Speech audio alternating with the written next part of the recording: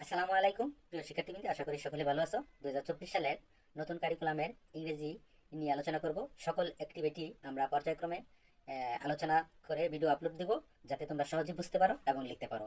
পুরো ভিডিওটা যদি দেখো অবশ্যই বুঝতে পারবে। বুঝে থাকলে অবশ্যই সাবস্ক্রাইব এবং লাইক করতে ভুল করবে না। চলো ক্লাস শুরু করা যাক। Let's start the class. Typing mistake হয়েছে, এখানে 4.3.3 হবে। 4.3.3 অর্থাৎ আমরা যে একটা আর্টিকেল পড়েছিলাম এর আগে, যে নিউজ পেপার নিয়ে দুজন কথা বলছে না শিক্ষার বিষয়, সেই লেখাটা তোমাদের পড়তে হবে। যে এই পড়াটা 4.3.3, এটা তোমরা কি করবে, যারা এখনো পড়োনি তারা অবশ্যই এই ক্লাসে ভিডিও দিয়ে আছে, প্লিজ চেক করে এই ক্লাসে ভিডিওটি দেখে নেবে। তো এটা তোমাদের পড়তে হবে। তারপরে দেখো কি করতে বলা হয়েছে। তারপর তোমাদের বলা হয়েছে then list all the ideas and information you want to tell in your way by using the paraphrasing technique. অর্থাৎ যে প্যারাফ্রেজিং টেকনিক ইউজ করে তুমি যে টেক্সটটা কিভাবে প্রকাশ করতে পারো তা করার জন্য বিভিন্ন যে তোমার আইডিয়া আছে এবং যে ইনফরমেশন আছে সেগুলো তুমি জেনে ইচ্ছে সিরিয়াল বাই লিখে ফেলবে। দেখো next share it with whole class, পুরো ক্লাসের সাথে এটা তোমার কি করতে হবে, শেয়ার করতে হবে।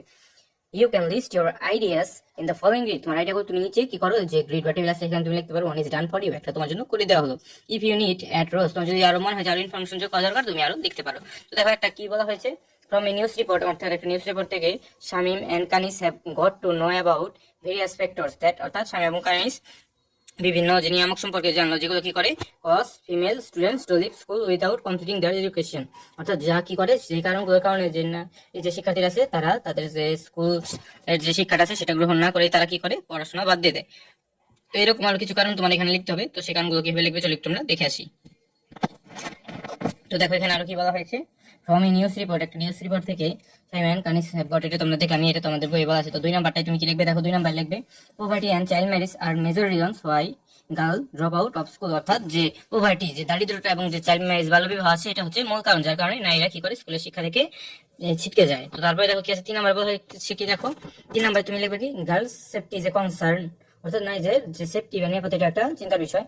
Harassment on the way to school ডিসকারেজেস parent from letting them গো, অর্থাৎ যে হ্যারাসমেন্ট করা হয় on the way to school, অর্থাৎ স্কুলে যাওয়ার পথে ডিসকারেজ প্যারেন্টস, যে পিতামাতাদের কি করে অনাগ্রহী করে কি কারণে, যে তাদের ছেলে মেয়েদেরকে স্কুলে পাঠাতে, বিশেষ করে মেয়ে শিক্ষার্থীদের। তারপরে দেখো 4 নাম্বার কি বলা হয়েছে, ল্যাক অফ প্রপার স্যানিটেশন, অর্থাৎ যে পরিপূর্ণ যে পরিষ্কার পরিচ্ছন্নতা ফ্যাসিলিটির অভাবে ইন স্কুলে থাকে না অনেক স্কুলে, স্পেশালি ইন ডিসঅ্যাডভান্টেজ এরিয়াস, অর্থাৎ যেগুলো প্রত্যন্ত এলাকা সেই এলাকাগুলোতে is another reason girls don't attend regularly, যার কারণে কি করে না মেয়েরা ঠিক মতো স্কুলে যায় না।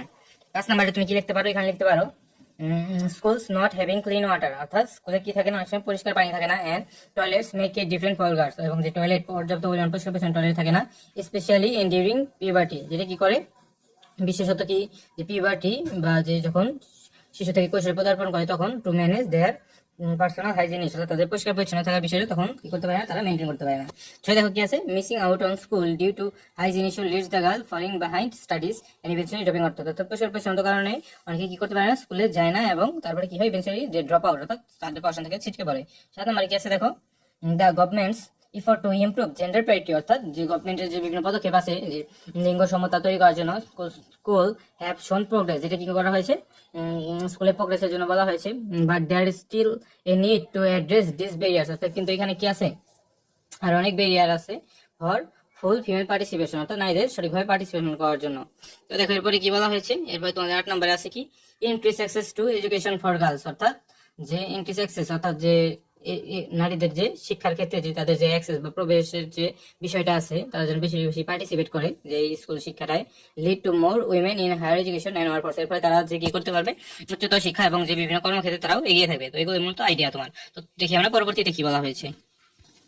তো দেখো স্টেপ 2 তে কি বলা হয়েছে, নাও ইউজিং দ্য গিট, অর্থাৎ গিটটা ব্যবহার করে step 1 write down all the information and ideas you want to write as a text, অর্থাৎ তুমি তোমার ইনফরমেশন এবং আইডিয়াগুলো তুমি লিখে ফেলো।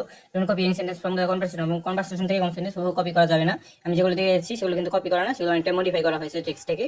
ফর এক্সাম্পল উদাহরণস্বরূপ if you want to write the sentence, অর্থাৎ যেমন উপরে সেন্টেন্সটা ছিল from a news report Simon Kanis have got to know that various cause female student to leave school without completing their education, এরকম বিভিন্ন সেন্টেন্স মডিফাই করে কিভাবে লিখতে পারো, today from a news report Simon Kanis knew various reason which challenge female students to complete their education, অর্থাৎ যার কারণে নারীরা ঠিকমতো তাদের শিক্ষাটা গ্রহণ করতে পারে না। এরপর তুমি কি করতে পারো, স্টেপ থ্রিতে তোমার বিভিন্ন কাজ করতে হবে, যেমন তোমার নিয়ম সিনোনিম বিভিন্ন তুমি সমার্থক শব্দ ব্যবহার করতে পারো, যেমন ডিসকন্টিনিউড, তারপরে torment, finally, fall behind, disclose, accordingly, integrated, important, অর্থাৎ এই যে ওয়ার্ডগুলো আছে, ডিসকন্টিনিউড অর্থাৎ বন্ধ করে দেওয়া, তারপরে ফাইনালি অবশেষে, তারপরে ডিসক্লোজ বন্ধ, অ্যাকর্ডিংলি তারপরে অনুসারে। তারপরে তুমি কি করতে পারো, নেসেসারি চেঞ্জ, তুমি বিভিন্ন চেঞ্জ আনতে পারো বিভিন্ন ওয়ার্ডের সেন্টেন্স স্ট্রাকচারে।